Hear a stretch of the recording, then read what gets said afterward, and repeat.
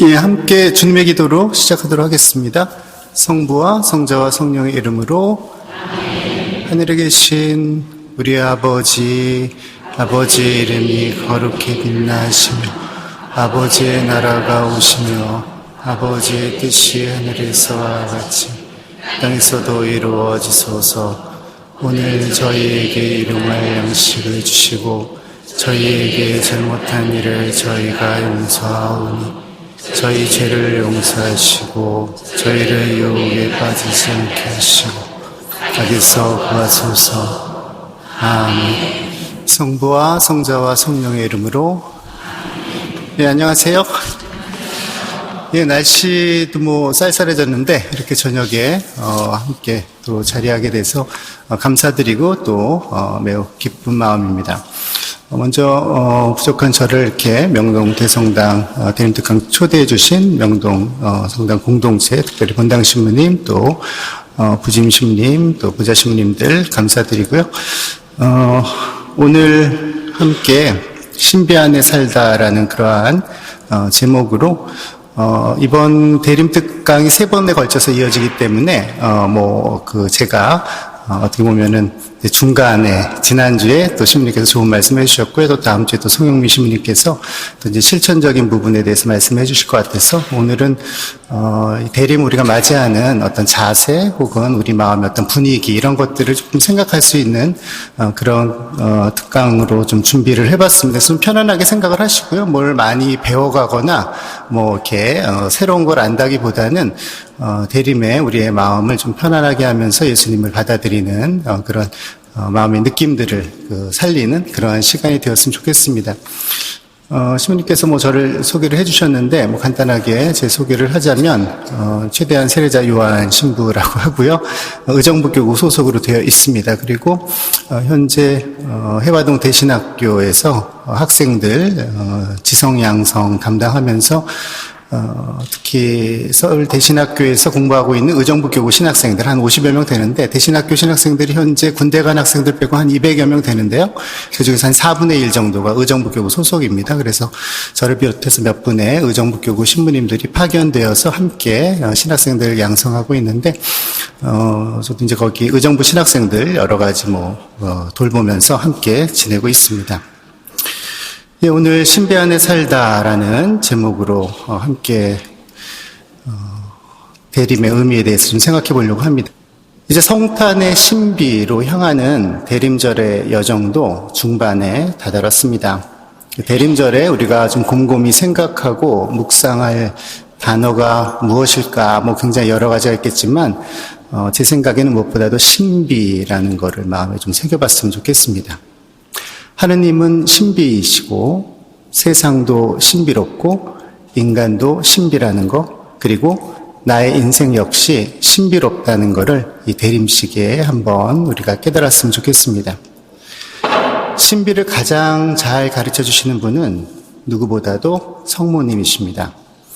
신앙인들이 즐겨 바치는 묵주기도 곧 로사리오의 신비는 나의 인생이 또 나의 존재가 신비라는 것을 매일매일 묵상하게 합니다. 그래서 대림절에 정성껏 바치는 묵주기도들은 어느 때보다도 더 깊이 우리를 신비로 이끌어갈 것입니다. 여기 명동성당 보시면 뒤에 제대가 있죠? 제대, 여기 스테인드 글라스가 지금 밤이라 잘 안 보이는데 혹시 날씨 좋을 때 와서 보시면은 저기 있는 스테인드 글라스들이 전부 로사리오 인덱스 15단이 다 그려져 있습니다. 예전에 명동성당 생길 때 스테인드 글라스를 만들었는데 옛날에는 로사리오 신부는 이제 현이라고 얘기했죠. 그래서 15현이 혹은 로사리오 15단 이렇게 얘기하고 있는데요.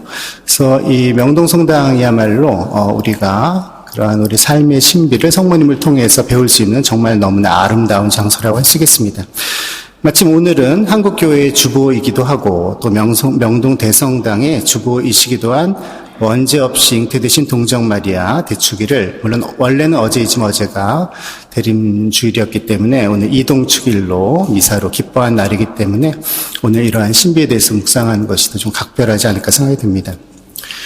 오늘 미사의 복음 말씀이기도 했던 성모님이 가브리엘 천사로부터 예수님의 잉태를 듣는 성모 영보의 장면은 인생을 신비로 받아들이는 신앙인의 실존을 생생하게 묘사하고 있습니다. 우리가 대림절에 거듭해서 묵상할 만한 그러한 장면이라 하겠습니다. 이러한 성모 영보의 신비를 이제 묵상하는데 좀 도움을 받기 위해서 아까 리허설 하시는 거 들으셨을 것 같은데 공연이 아니라 리허설이었는데 박수를 미리 치셔서 조금 어색하긴 합니다만 같이 음악을 좀 먼저 듣고서 또 함께 이야기를 나누려고 합니다. 보헤미아 출신으로 오스트리아 짤츠부르크에서 주로 활동했던 바로크 시대 작곡가 중에서 하인리히 이그나츠 폰 프란츠 폰 비버라는 작곡가가 있습니다. 1644년에서 1704년에 죽었으니까 바흐보다는 조금 이른 시기에 활동했던 분인데요. 이분은 무엇보다도 로사리오 소나타라는 그러한 음악으로 유명합니다. 그래서 바이올린 독주에 소박한 반주가 깃들여져서 묵주기도 15단을 음악적으로 표현했습니다. 굉장히 아름다운 곡이고요. 그래서 로사리오 소나타라고 불리기도 하고 별칭으로 신비 소나타라고도 부릅니다. 로사리오라는 것 자체가 사실은 신비를 담고 있는 거거든요. 우리는 보통 로사리오를 연병기도라고 생각을 하는데 사실은 관상기도에 속하는 기도입니다. 신비를 묵상을 하는 것이죠. 그 신비 소나타 혹은 로사리오 소나타의 첫 곡은 당연히 성모 영보입니다. 그리고 이 소나타들 중에서도 아마 가장 많이 사랑받는 곡이라고 하겠는데요. 그래서 이 밤에 우리가 신비 안에 산다는 것이 무엇인지 잠시 생각해 보기 전에 조촐하고 또 아름다운 곡을 함께 감상해 보려고 합니다. 서울대교구 명동대성당의 성음악 감독이시고 가톨릭대 음악대학 교수이신 최영신 분이 반주를 해주시고 바이올린 독주는 한혜리 연주자님께서 수고해 주시겠습니다. 한번 음악을 들으시고 함께 또 이야기를 나누도록 하죠.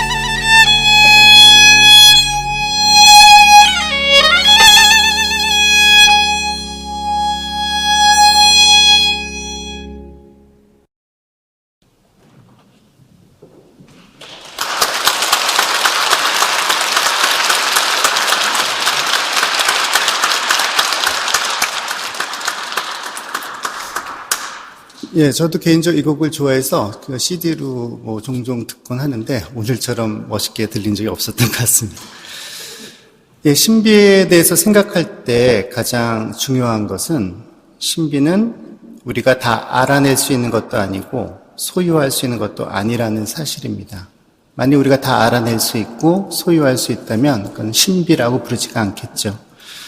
신비는 오직 우리가 그 안에서 살아갈 수 있을 뿐입니다. 모든 신학과 영성은 이러한 깨달음에서 시작합니다. 그래서 신비를 알고자 하는 사람은 먼저 신비를 대하는 자신의 태도를 돌아보아야 합니다. 네덜란드의 영성가인 예수의 소속의 원로사제 피에 판 브레멘이라는 분의 묵상서 중에 신비 안에 살다라는 책이 있습니다. 우리나라에는 아직 번역되어 있진 않고요. 독일어 제목으로는 임 게하임니스 다하임 이렇게 되어 있는데요. 이 책의 서문이 참으로 아름다운데 무엇보다도 인생을 문제 해결의 과정으로 이해하는 것이 아니라 신비 안에서 사는 것으로 받아들이는 것이 얼마나 중요한지를 잘 보여주고 있습니다. 그 내용을 조금 인용해 드리겠습니다. 문제들은 가능한 한 우리가 해결해야 할 과제들에 불과합니다. 신비들은 다릅니다. 우리는 신비를 존중하고 경외하며 그 안에 머물고 살아야 합니다. 인간은 여러 가지 면에서 문제적인 존재이지만 또한 신비한 존재이기도 합니다. 많은 학문과 기술은 인간의 문제들을 풀어보려 애를 씁니다. 그러나 묵상과 기도는 이와 다르게 끝없고 영원한 신비에 인간을 개방하려고 하며 그 안에서 모든 것을 다 품어주는 하느님의 사랑을 체험하고 거기서 힘을 얻고자 합니다. 축복과 희망이 있는 고향을, 집을 발견하는 것입니다. 신비는 그러기에 우리에게 위안이 되는 선물입니다. 하지만 동시에 도전이기도 합니다. 인간이라는 신비는 하느님의 신비에 뿌리내리고 있기 때문입니다. 하느님은 우리에게 우리 자신보다도 더 가까운 분이시고 더 내밀하신 분이자 한없이 우리를 초월하시는 분입니다. 이 신부님의 묵상을 이렇게 생각을 해보면 대체로 우리는 인생의 성공과 실패를 나에게 주어진 문제들을 얼마나 잘 해결했는가, 또 인생 전체를 봤을 때 그 대차대적표가 과연 어떻게 나오겠는가, 거기에 따라서 우리 인생을 생각하곤 하죠. 그러나 사실은 우리 인생의 본질은 그런 것이 아니라 문제 해결로 말할 수 없는, 즉 성공인지 실패인지 누구도 이야기할 수 없는, 그리고 그것을 풀었다고 해서 과연 인생이 온전하게 그 의미가, 그 신비가 다 드러난 것인가, 끊임없이 질문을 하게 되는, 그게 바로 인생이라는 것이죠.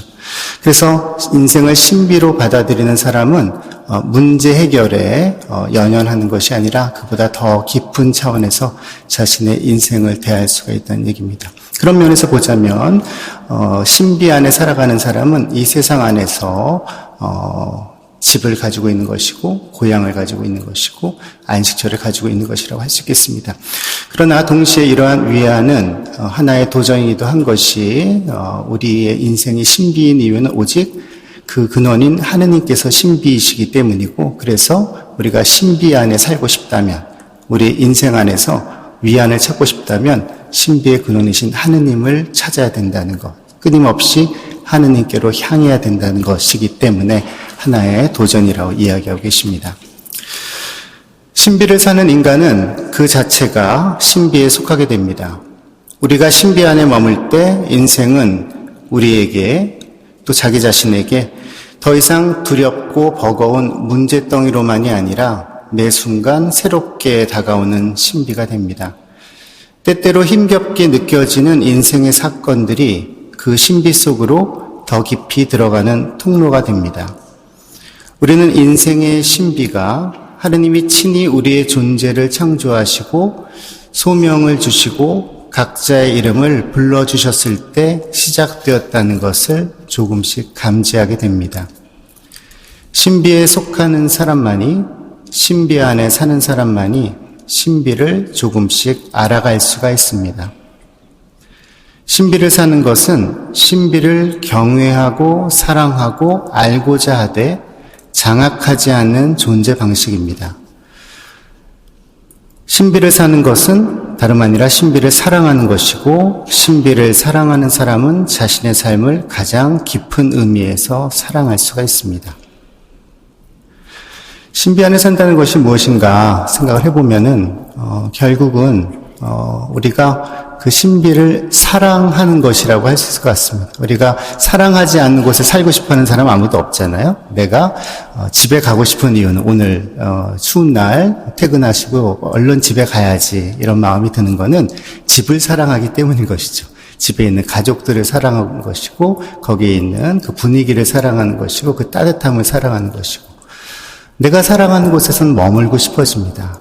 그렇기 때문에 우리가 신비를 산다는 건 다름 아니라 신비를 사랑하는 법을 배우는 것이라고 할 수 있겠습니다. 그런데 우리가 에릭 프롬이라는 유명한 심리학자가 얘기한 것처럼 사랑을 배우려면 먼저 그것을 소유하려는 욕심을 버려야지만 사랑하는 법을 배운다 합니다.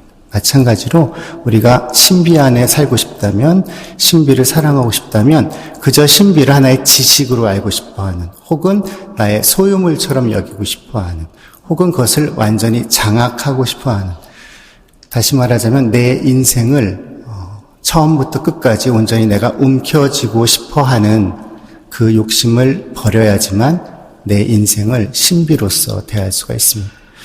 내 인생을 신비로서 대하고 내가 신비 안에 살고 신비를 사랑할 때 나는 내 인생을 사랑할 수가 있습니다.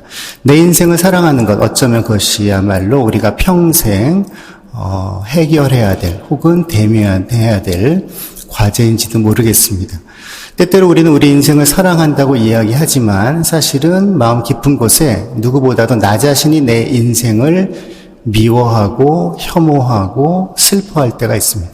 그리고 조금만 어려운 일이 생기면, 또 인생이 내 마음대로 되지 않으면 내 인생을 사랑하던 마음을 거두곤 합니다. 그렇게 살아가는 사람은 인생을 신비로서 살아갈 수가 없는 것이죠.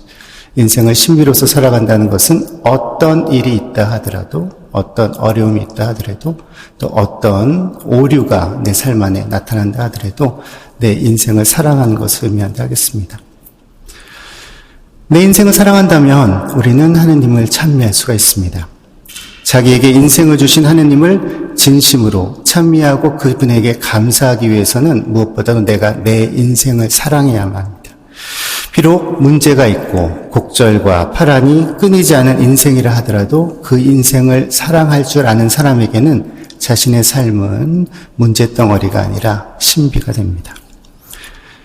신비로운 인생은 서로 각기 다를지 모르지만 그 모든 인생은 다 아름답습니다.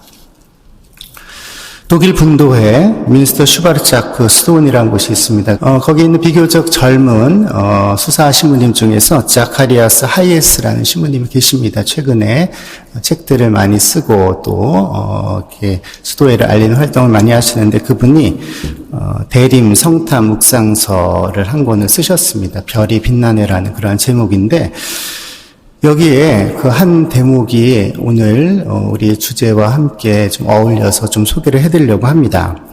어떤 내용이냐면은 그 동료 수사님들이 선정하셨을 때 짐작하실 수 있겠습니다만 수도회에서 수사님들은 단순한 동료가 아니라 가족이고 이 세상 안에서의 가족뿐더러 정말 천상 낙원에서도 함께 있을 그러한 각자가 각자에게 더없이 소중한 존재들이죠. 그래서 그분들을 한 분 돌아가셔서, 노 수사님이 돌아가셔서 하늘로 하느님께 보내드릴 때 굉장히 각별한 의미를 가지고 있습니다. 그래서 그 장례 미사를 하고 또 운구를 하고 매장을 하는 그럴 때마다 굉장히 의미 있는 기도들을 바치는데요.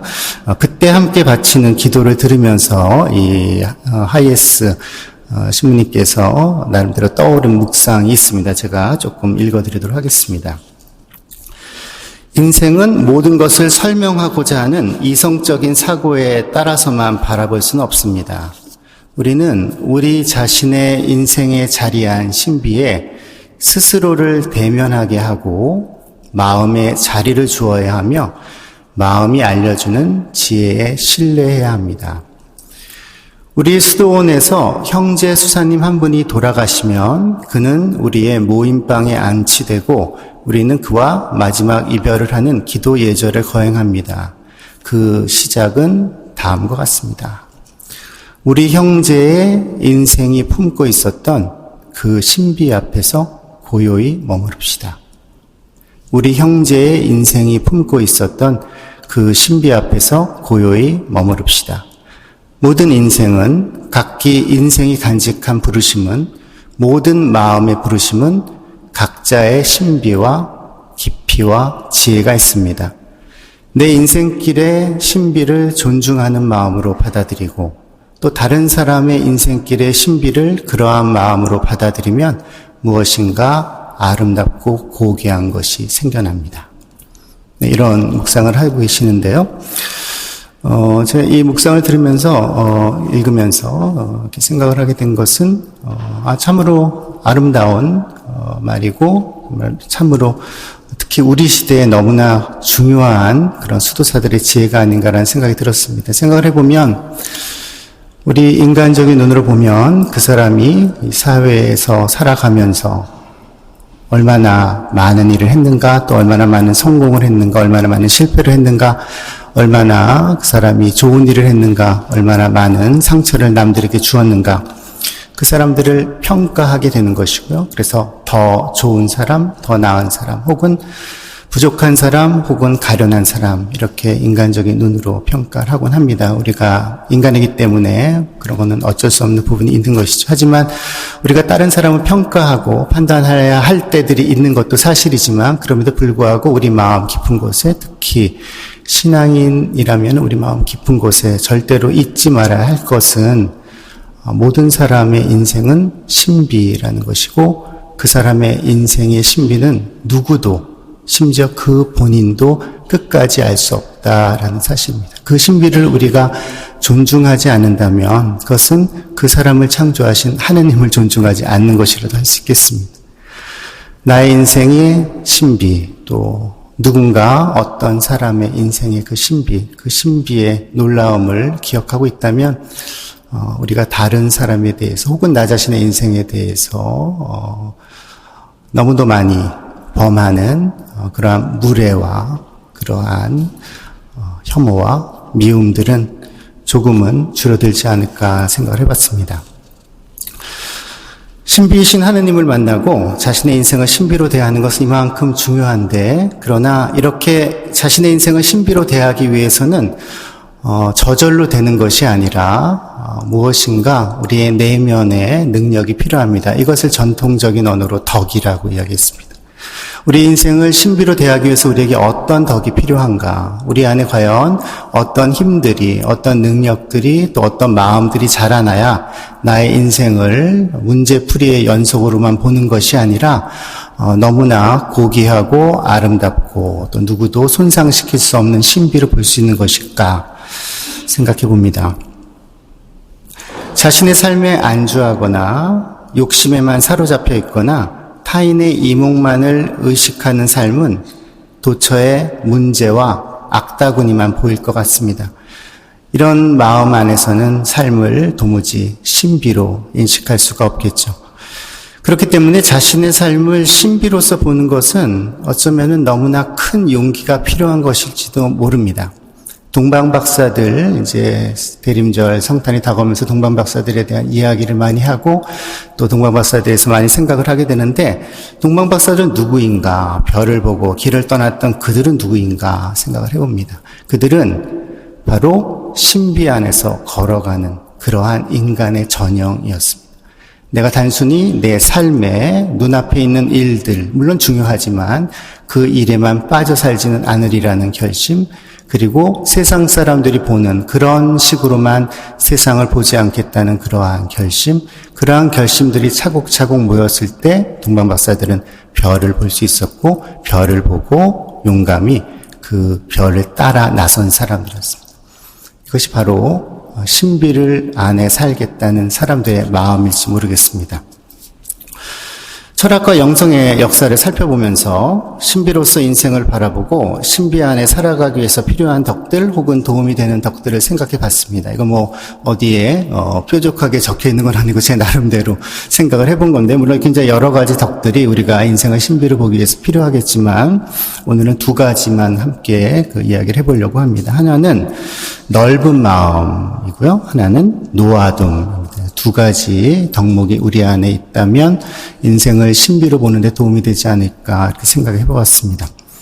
넓은 마음이라는 말은 그리스도교 영성도 꽤 많은 부분에 있어서 고대 그리스 철학의 영향을 받았기 때문에 고대 그리스의 윤리학에서 덕을 이야기하는 대목들이 종종 도움이 되곤 합니다. 넓은 마음이라는 그러한 덕목도 그것과 그 뿌리를 찾아볼 수가 있는데요. 아리스토텔레스 니코마코스 윤리학에 보면은 그냥 재미있는 덕이 하나 나오는데, 뭐 일반적으로 오늘날 우리가 덕이라고 쉽게 생각하기는 어려운 그러한 내용입니다.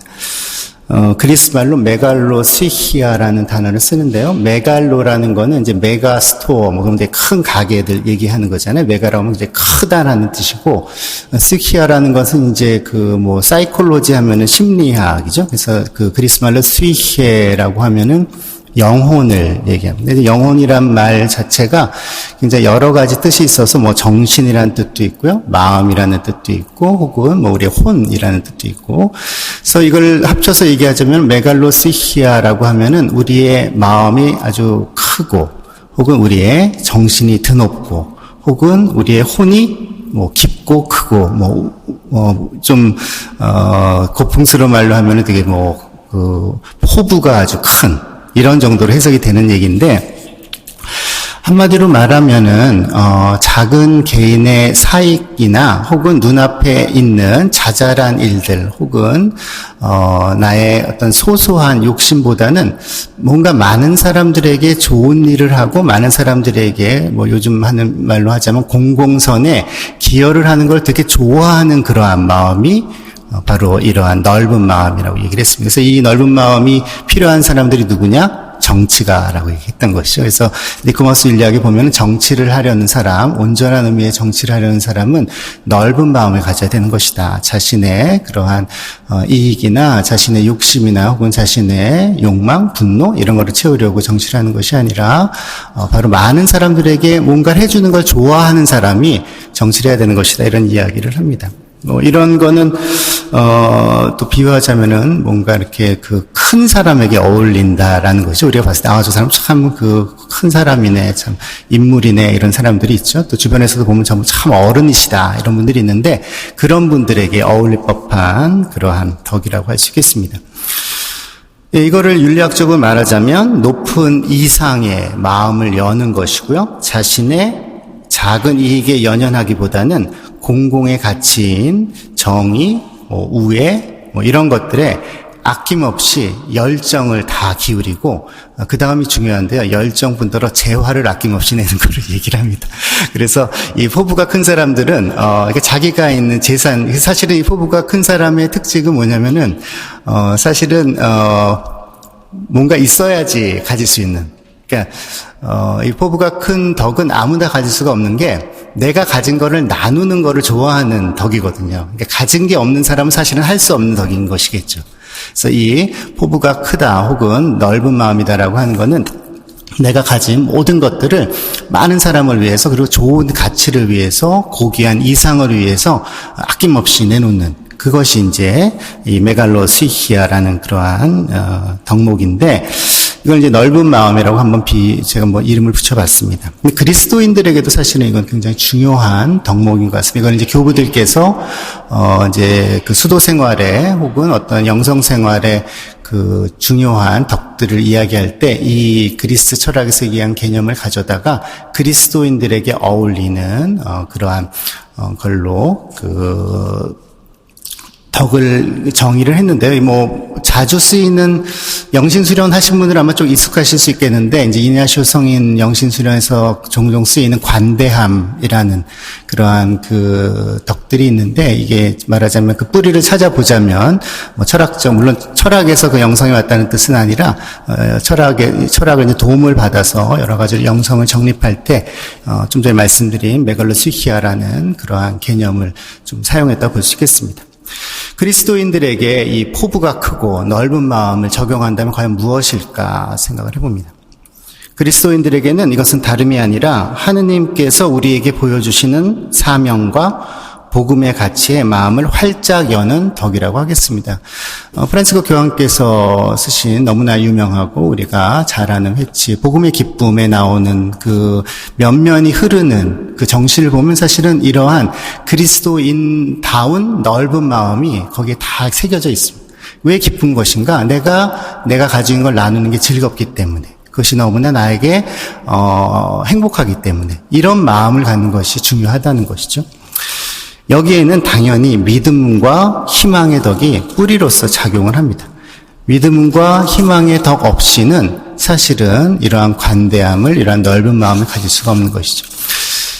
그리고 또 하나 중요한 것은 어떤 그 일반적 윤리학적 의미에서의 넓은 마음이 이미 자신이 어떤 능력이나 혹은 어떤 재력이나 아니면은 덕성을 가지고 있을 때 그것을 나누는 것을 전제로 했다면 그리스도인들에게 마찬가지로 넓은 마음은 무엇인가를 가지고 있어야 나눌 수가 있다는, 즉 은총을 받은 사람들만이, 내가 은총을 받았구나, 하느님께서 나에게 많은 사랑을 주셨구나, 하느님께서 참으로 나에게 많은 것을 주셨구나라는 것을 감사하고 그걸 깨달은 사람만이 사실 이런 넓은 마음을 가질 수 있다라는 것이죠. 이렇게 하느님께서 나에게 좋은 것을 주셨으니 이것을 다른 사람과 나누는 것이 너무나 행복하다. 이게 넓은 마음이라고 하겠습니다.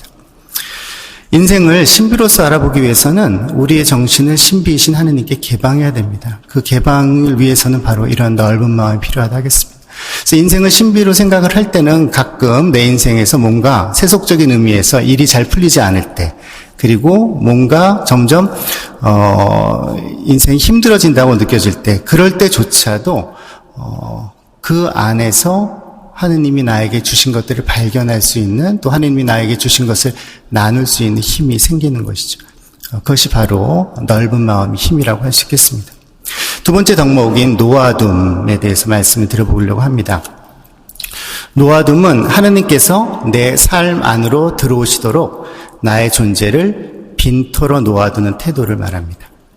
인생에선 내가 예상하지 못한 일들이 종종 생기고 또 내 계획과는 다른 방향의 사건들이 나타나곤 합니다.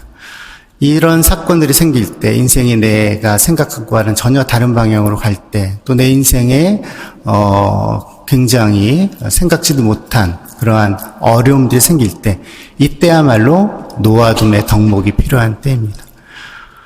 이 덕은 결코 체념이나 초탈이나 아니면 요즘 종종 쓰이는 말로 이른바 정신승리 같은 것이 아닙니다. 하느님께서 하시는 일을 조용히 바라보는 그러한 기다림의 힘입니다. 인생의 신비는 노아둠 안에서 가장 잘 드러납니다. 노아둠이라는 덕은 인생을 지배하고 포착하고 장악하려는 태도에서 잠시 자유롭게 해줍니다. 내가 인생을 다 쥐고 있을 필요가 없고, 내가 인생이 내 생각대로만 되지 않는다고 해서 내 인생이 망쳐진 것도 아니고, 또 그리고 내 인생을 내가 다 알아야만, 또 어떻게 무엇이 올지를 알아야만 행복한 것도 아니다라는 것을 문득 깨닫는 순간 우리는 놀랍도록 자유로움을 느낍니다. 그리고 이런 자유를 느끼는 사람만이 다른 사람을 자유롭게 해줄 수가 있습니다. 자기 인생을 장악하려는 사람은 당연히 자기 주변에 있는 사람들도 장악하려고 합니다. 왜냐하면 자기 주변에 있는 사람들이 나의 지배를 벗어났을 때는 내 인생이 예측할 수 없게 흘러가는 것 같으니까. 결국은 내 인생을 신비로 바라볼 수 있는 것은 다른 사람의 인생을 신비로 바라볼 수 있는 첫 번째 발걸음이라고 할 수가 있겠습니다. 노아둠은 어찌 보면 되게 수동적으로 보이지만 사실은 인간 존재의 가장 깊은 근원에서 관조할 수 있게 하고 감사를 체험하게 합니다. 이렇게 될 때 우리는 신비 안에 살 수가 있습니다. 넓은 마음과 노아둠은 우리에게 참된 겸손과 동시에 참된 의미의 자존감을 선사합니다. 우리가 과연 살면서 겸허하게 살아가는 것과 자존을 지키며 살아가는 것이 어떻게 양립할 수 있는가, 이런 질문을 많이 합니다. 그러나 이 질문은 근본부터 잘못되어 있다고 할 수가 있겠습니다. 참된 겸손은 언제나 참된 자존감을 전제로 하는 것이고, 참된 자존감은 사실은 언제나 겸허함을 부를 수밖에 없습니다. 왜냐하면 자존감이든 겸허함이든 내가 나 자신을 멋대로 주관적으로 판단하는 데서 오는 것이 아니라 내 존재를 있는 그대로 그 신비 안에서 바라볼 수 있을 때, 그럴 때 우리는 진정한 의미에서 겸허할 수 있는 것이고 진정한 의미에서 자존감을 지킬 수 있기 때문에 그렇습니다. 우리가 인생을 신비로 볼 수 있는 더 그 넓은 마음과 그리고 노아둠이라고 말씀을 드렸는데요. 이러한 덕을 우리는 오늘 그 복음 말씀, 즉 성모 영보의 장면에서 이 장면을 묵상하면서 생생하게 발견할 수가 있습니다. 성모님이야말로 신비 안에 사는 인간 존재의 완전한 모범이십니다. 성모님의 모범은 신앙인의 길을 보여줍니다. 신앙인은 자신을 빈터로 놓아두고 신비의 초월적 세계와 만나는 사람이고 그 안에 사는 사람입니다. 그리고 불가능을 가능한으로 바꾸시는 그러한 하느님의 역사에 참여하는 사람입니다. 이러한 노아둠은 수동적이기에 오히려 가장 진실하고 적극적인 실존적 결단을 의미합니다. 그냥 마음이 넓은 것 혹은 무엇을 놓아두는 것, 그러면 나는 아무것도 안 하는 것이 아닌가 이렇게 물을 수도 있겠습니다만, 사실은 마음이 넓다는 것은 어마어마한 우리의 내적인 결단을 요구합니다. 그리고 무언가를 놓아둔다는 것은 많은 경우에 움켜쥐는 것보다 처음엔 훨씬 어렵습니다. 하느님을 신뢰하지 않고서는 그러한 결단을 할 수가 없는 것이죠. 성모님은 주님의 뜻대로 이루어지기를 바랍니다 라는 응답에서 이러한 결단을 행하셨습니다. 자신의 존재 신비이신, 자신의 존재 안에 신비이신 하느님의 빛이 비추도록 자신을 열어놓으셨습니다. 이러한 신비를 살고자 하는 결단에서 인간이 받게 되는 기쁨이 무엇일까? 그것이 바로 성모 찬송에 잘 나타나 있습니다. 신비 안에서 사는 것은 결코 세상의 문제들에서 도피하거나 외면하는 것이 아닙니다. 사실 오늘 이 특강을 준비하면서 신비에 대해서 이런 신비 안에 살다는 말씀을 드리려고 생각을 한 다음에 적잖이 고민되는 부분이 있기도 했습니다. 왜냐하면 신비 안에 산다는 것이 언뜻 생각하면 너무나 속편한 이야기가 아닐 것인가. 우리가 이렇게 많은 문제를 안고 사는데 세상에 이렇게 신비 안에 살면 좋겠지만 그럴 수 있는 사람이 얼마나 되겠는가. 근데 그러한 의미의 신비라는 것은 아마 인간이 만들어낸 신비일 것이고, 어쩌면은 신비 안에 사는 사람은 가장 치열한 일상을 견뎌낸 사람이고 그것을 버텨낸 사람이고, 다만 거기에 소진되지 않은 사람이 신비를 살아낸 사람이 아닐까 생각이 듭니다. 아까도 여기 그 특강하기 위해서 명동 이제 지하철역에서 이렇게 쭉 내려오는데요. 그게 사람이 많죠. 근데 어떤 좀 젊으신 아저씨 두 분이 그 골판지 나르시면서 이렇게 대화를 하시며 가시더라고요. 하면서 한국에 살면서 이렇게 뼈 빠지게 일하는 거에 할 게 있나 이렇게 얘기를 하시면서 가시는 이렇게 옆에 들었습니다. 이렇게 서로 웃으면서 얘기를 하십니다만, 사실은 우리의 삶이란 게 그런 부분이죠. 대개는 살기가 사실은 쉽지가 않은 것입니다만, 그렇기 때문에 사실은 더 용기를 내서 신비 안에서 살고자 애쓰고 기도해야 될 것 같습니다. 우리가 문제들과 분투하고 애쓰고 또 거기서 버텨내기 위해서라도 그것들만이 우리 인생의 전부가 아니라는 내적인 확신과 세상의 힘이 빼앗아갈 수 없는 평화와 기쁨이 있어야 하기 때문입니다.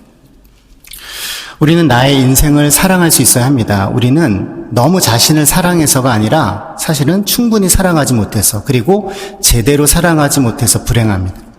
자신을 정말로 사랑하는 길은 나의 인생이, 나의 존재가 신비에 속해 있다는 것을 깨닫는 데서 시작이 됩니다. 그리고 그 깨달음은 신비 안에서 걸어갈 때 점점 커가고 강해집니다.